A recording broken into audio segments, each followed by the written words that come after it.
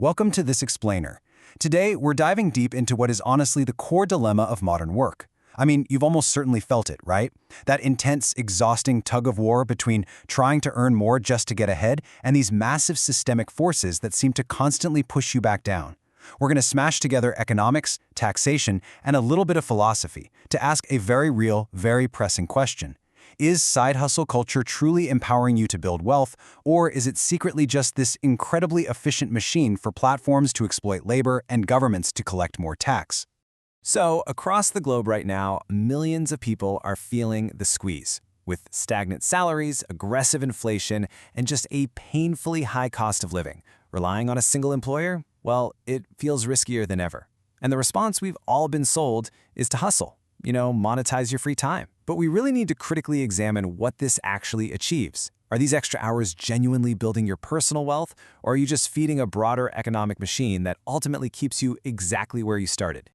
What we're currently seeing is a massive cultural shift toward what researchers are calling polyworking, or building portfolio careers. Sociologists and entrepreneurship experts have noted that people are increasingly taking on a second, third, or even a fourth job. And look, at first glance, this is totally framed as a proactive, empowering choice, right? A smart way to build a safety net, pay off those student loans, or keep your skills fresh. But scratch just beneath the surface, and it's actually often driven by deep economic fear and this collective realization that standard full-time wages simply haven't kept pace. To really grasp this, we have to look way past the glossy cultural promise of the side hustle and stare directly into the structural reality of the gig economy.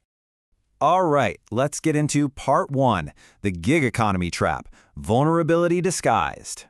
The economist Guy Standing actually coined a perfect term for this new reality, the precariat. It describes a rapidly growing class of workers completely defined by chronic insecurity. Think about it. In the gig economy, you are largely classified as an independent contractor, which sounds great until you realize this just means the platforms get to entirely offload all the traditional costs of employment, things like health insurance, paid leave, and minimum wage guarantees directly onto your shoulders. It's essentially extreme vulnerability, very cleverly disguised as entrepreneurial independence. Let's look at the sheer brutality of the math here, using data from rideshare and delivery drivers in India as an example. Say a worker pulls in a gross income of 15,000 rupees a month, working these absolutely grueling 14-hour days. But they carry all the operational risks, so when you deduct fuel costs and vehicle maintenance, which can easily eat up 8,000 rupees right off the bat, their actual net take-home pay plummets to just 7,000 rupees. The return on investment for their time and literally their physical exhaustion is just incredibly low. And this systemic lack of social protection drops workers into a stark legal gray zone. Gig workers are left entirely exposed. If you get sick, if your car breaks down, or honestly, if the platform just arbitrarily decides to deactivate your account because of a bad rating, you have absolutely zero safety net. The platform extracts all the value of your labor, but you are the one carrying 100% of the financial risk. Okay, moving on to part two, the bracket creep tax grab, the silent squeeze. But let's say you do beat the odds. You learn a super high-demand freelance skill, and you start generating some really significant extra income. Awesome, right? But does the government just take it? Let's look at the numbers. Down in Australia, for instance, the top marginal tax rate is a staggering 47%. It's one of the absolute highest in the developed world. But here is the crucial thing to understand. This sky-high rate was never intended for the middle class. When it was originally designed way back in 1915, it was strictly a temporary measure meant to target only the ultra-wealthy. Tracing the history makes this shift painfully clear. When income tax was first introduced in 1915, that top rate only applied to folks earning roughly 48 times the average wage. That's the equivalent of nearly $1 million today. During World War II, temporary wartime rates skyrocketed to hit high earners. But today, that top tax rate kicks in at just 2.3 times the average wage. The heavy tax burden has structurally and very quietly shifted from the elite all the way down to everyday teachers, nurses, and side hustlers just trying to get ahead. So how in the world did this happen? It's through a sneaky little mechanism known as bracket creep. Bracket creep happens when inflation pushes your wages into higher tax brackets even though your actual real purchasing power hasn't improved at all. You're earning more dollars, sure, but those dollars are worth less, and yet you are taxed at a much higher rate. Because these tax brackets are often deliberately left unindexed to inflation, it acts as this automatic structural mechanism for governments to just quietly collect more and more revenue from the middle class without ever having to publicly pass new tax legislation. The end result is just a disproportionately massive load dumped on ordinary earners. For some context, Australia relies on personal income tax for about 40% of its total tax revenue. The OECD average, that's closer to 25%. Which brings us right to the core of the issue. If your extra side hustle income just pushes you into a tax bracket where nearly half of it is scooped up by the government, effectively keeping you in the exact same social class, why are we running so hard on this treadmill? Especially when the government can just change the tax brackets whenever it chooses. Let's transition to part 3, busting the tax myth, progressive tax facts. Now, before we fall into total despair here, we absolutely need to responsibly course correct a massive misconception about how these taxes actually work.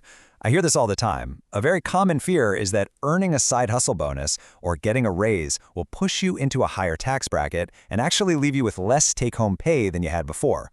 People legitimately worry that making more money will literally make them poorer overall. But listen, that is mathematically impossible in a progressive tax system. Let's walk through it step by step. Imagine your total income goes from $120,000 to $121,000. That first $120,000, it is still taxed at the exact same lower rates it always was. Nothing changes there. Only that extra $1,000 falls into the higher, say, 37% bracket. So you pay $370 in tax on that specific $1,000, and you get to take home the remaining $630. Bottom line, you will always take home more money when you earn more money. So the absolutely crucial point here is understanding the difference between your marginal rate and your average rate.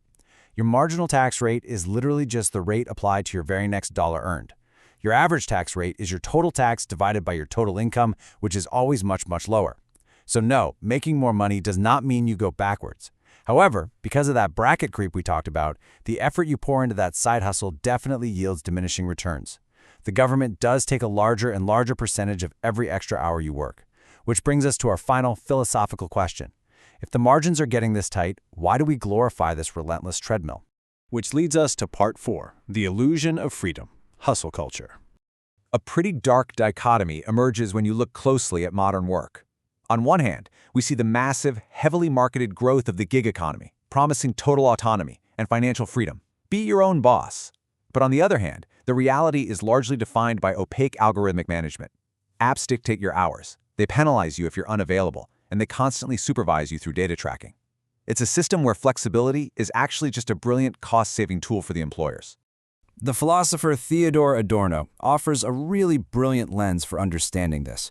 He basically argued that modern capitalism is incredibly effective at turning systemic oppression into an illusion of freedom. Hustle culture essentially tricks us into internalizing capitalist exploitation as if it's a personal, empowering entrepreneurial journey. Instead of stepping back and questioning why standard wages can't even pay the rent anymore, or why the tax system so heavily overburdens the middle class, we are just told that if we work harder, optimize our free time, and become a brand, we can overcome it all by ourselves.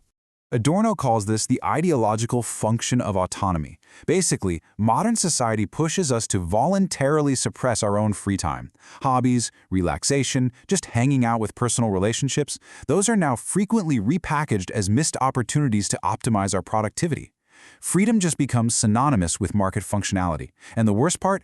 If you fail to achieve huge financial success, the culture tells you it's a personal moral failure. You just lack discipline. It completely ignores the structural, mathematical reality where the deck is heavily stacked against you by platforms and tax brackets. Which leaves us with a profound, maybe slightly uncomfortable question to consider today. Is the side hustle culture really about individual empowerment? Or is it just the ultimate, finely tuned system for platforms to extract cheap labor and for governments to structurally harvest more tax? If participating in this endless cycle merely keeps you exhausted, running in place within the exact same social class, we have to ask ourselves, what does true autonomy actually look like outside of relentless productivity? I think it's time we seriously rethink what success really means, far beyond our market value. Thank you so much for joining me on this explainer, and I really hope this sparks some deep thinking about exactly where and why you invest your time.